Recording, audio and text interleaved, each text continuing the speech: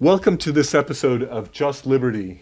I have as my special guest today Myron Steeves, who has a long history of practice as an attorney, but also as the longest serving dean of Trinity Law School. He has been a longtime member as well as board member of the Christian Legal Society, served three-year terms, which is the maximum that one can serve until recently. It's a pleasure to have you on the program, and I'm looking forward to our conversation. Well, it's great to be here. It's nice to be on campus at the law school. This is the first time that I've been at the law school campus, and it's been a fantastic experience. Tell me about it. What have been your impressions, and what are your thoughts about it? Well, it is large. It looks like it has been here forever.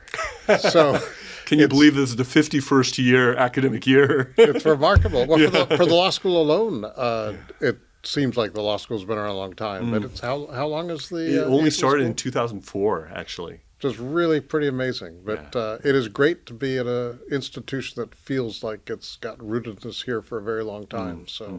I've enjoyed this tremendously. Beautiful campus. Yes. And great interaction with students. So this is a day that I will remember for a long time. Well, I'm glad to hear that. You know, the mission, of course, is something that's deeply rooted in millennia, namely the Christian mission of this place. And so that to me is the most central, most important aspect of it all, and one that I'd like to, as much as the Lord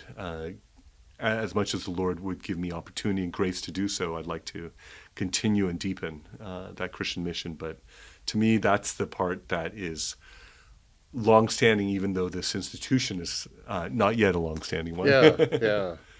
Well, it's a fantastic thing, and it is good for a law school to be a part of a larger institution that gives some cross-fertilization of ideas.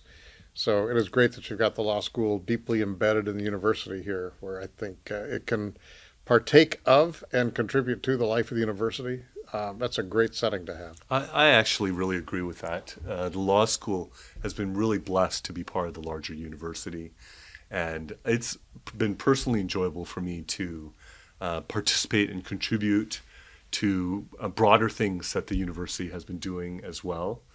And I'd like to think of this as one team, as one particular bastion in the larger kingdom of God. Yeah, well, it shows. So it's a very good thing. You know, for many years, the American Bar Association required that law schools be in separate buildings from other university premises. And that has led to law schools being detached to a great extent. There are a lot of universities where law school is off by itself and looks like it doesn't really welcome interaction with the rest of the university.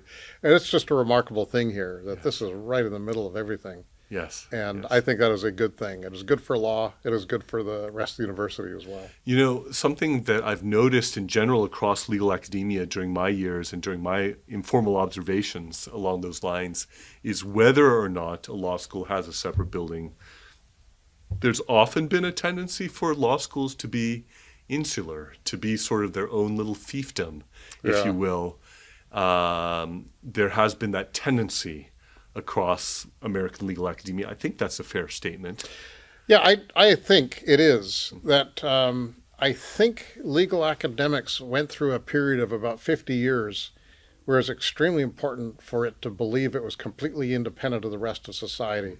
I think the idea was that it was a science, and much like physics isn't impacted much by biology, law shouldn't be impacted by other things. And of course, it's a crazy notion because law is infused with justice, and justice is as much a philosophical and theological issue as anything. It requires a lot of interaction. Now, a lot has shifted in the secular legal academy in that starting really in the 1950s with Supreme Court decisions, reference to the social sciences became rather significant. So I don't think that kind of bias exists the way that it once did. In fact, now I think a lot of people would say it's odd to think of law as being a totally independent discipline because it depends so much on understanding the world around it. I can't imagine thinking any other way that law schools were some kind of lab detached from the rest of life and they figured out things in a vacuum. So, Yeah, no, I agree with that. I mean, the fact of the matter is law in America touches every area of society and of life here in this country. And I think for good reason it's been called the liberal arts professional education because it touches every area of society. And so in a sense, maybe it's fitting for a law school to be part of a university yeah, and even more so maybe at one that has a cohesive worldview yeah, as well, where it's not, as one person quipped, just a multiversity connected by a central heating system. yeah. And I think it's also true that the general non-lawyer public has a higher awareness of judicial decision making than before. I think that's definitely true in the U.S. Supreme Court decisions, that there are probably more cases about which people in the general public have some comment. Part of that has to do with just greater access to information between 24-hour news networks starting 20 years ago and information on the internet. There's a lot more interest in legal matters. And that's helped make legal education, I think, a little more interactive with the rest of culture than was probably the case 30, 40 years ago. I do think that law is a major part of American culture, and the ideal of rule of law is one that has been aspired towards here and also shared with others around the world. It's notable that most college freshmen are thinking either law school or medical school. Yeah, And so there's still a certain sense in which the legal profession, together with the medical profession, are prized in this society and in this culture and respected, sometimes begrudgingly so, yeah, but respected nonetheless. And I think it's also notable how there's no set curriculum that is required as pre-law before going to law school. I think that speaks of the breadth, and yeah. that speaks of the breadth of backgrounds that could be joined with a legal education and then contribute to society from there. Yeah, and I think even though higher education is changing rapidly, especially in the last decade or so, the licensed professions are probably the most resistant to change. So I think both medicine and law kind of stand out as examples of that, is because it's difficult to change the nature of a licensed profession because you've got to meet the expectations of the licensors, and that does make them a little less likely to adapt quickly. And I think that's a good thing. Change should come slowly in this field. It makes me nervous when things change too fast.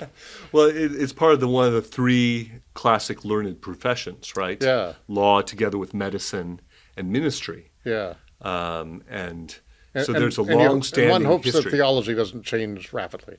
Indeed, indeed. I think it was C.S. Lewis who said innovation and novelty in theology usually leads to heresy, I think Yeah, is the way he put it, or something along yeah. those lines. With that, that concludes our initial episode with Dean Myron Steeves on just liberty. Join us as we continue the conversation in subsequent episodes.